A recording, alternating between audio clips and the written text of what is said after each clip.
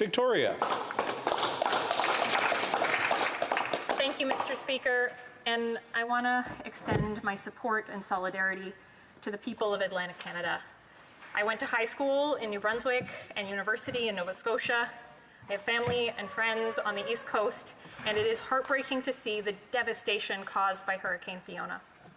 I want to extend my heartfelt condolences to those who have lost loved ones, to the families who have had their homes destroyed, and to everyone impacted by the destruction and upheaval of this extreme weather event. About 1 million Atlantic Canadians are without power, and we must do everything that we can to support the families and communities that are hurt by this disaster. I want to thank my colleague, the member for South Okanagan, West Kootenay, and he outlined clearly how disasters of this scale impact us all. We are calling on the government to not only provide immediate support to those who need it, but also to look to the future. Extreme weather events are getting more frequent and more severe. It is costing communities. It means that we have to replace and rebuild with more resilient infrastructure. Over the next 30 years, major storms and floods could cost Canada $108 billion. Every report that comes out on the costs of the climate crisis shows that these costs are going to be astronomical. And it's important to emphasize that this is of national importance. The federal government must take a leadership role. It is so much less expensive to make proactive investments in climate resilience than to pay for the costs of destroyed infrastructure. But more than that, it also saves lives. It's why we are calling on the government to increase investments in disaster resilience. It's why we want to see meaningful action on the climate crisis. As I watched the videos and saw pictures, I couldn't help but think about the atmospheric river and the floods that hit British Columbia last year. It was less than a year ago that we were in an emergency debate on the floods in BC. You just have to look around the world right now. The floods in Pakistan, the increasing frequency of climate fires, the increasing severity of extreme weather events. These disasters are just a glimpse of what our future looks like. Hundreds of people died in the heat dome in BC.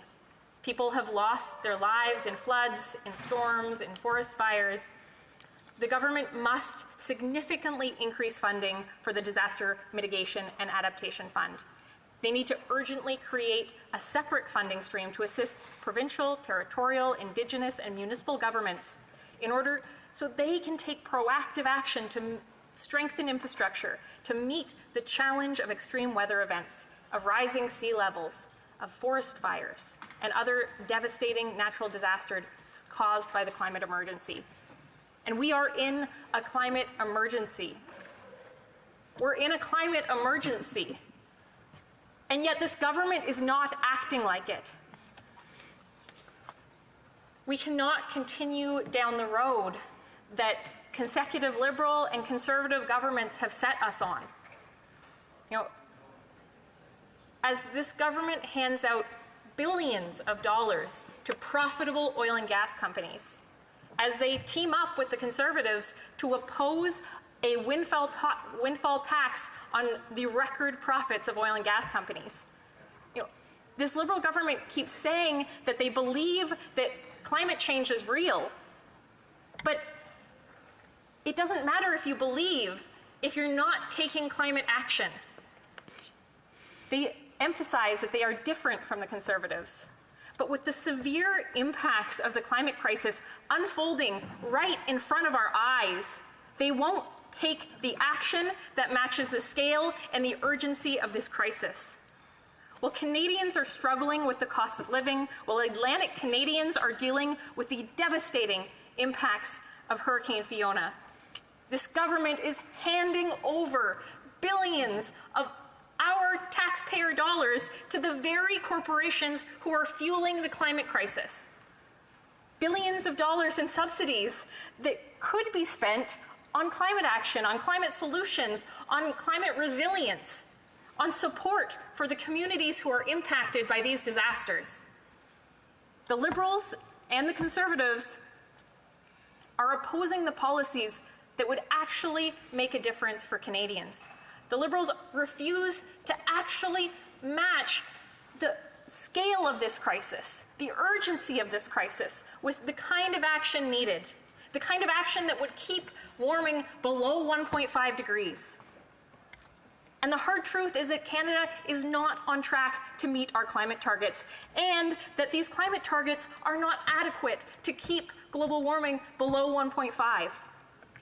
The Liberals like to talk about believing in climate change, but we need to see action. The decisions that we make today will determine whether there is a livable future for our children and our grandchildren. These disasters are a glimpse at the future, just a glimpse.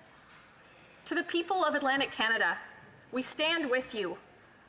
We'll work across party lines to ensure you have the support that you need in these unimaginably difficult times. And we will push the government to start treating the climate emergency like the emergency that it is. We will fight for you and for our collective future. Thank you, Mr. Speaker. Bravo. Questions and comments? Question commentaire. The Honourable Parliamentary Secretary to the Government House Leader. Yes.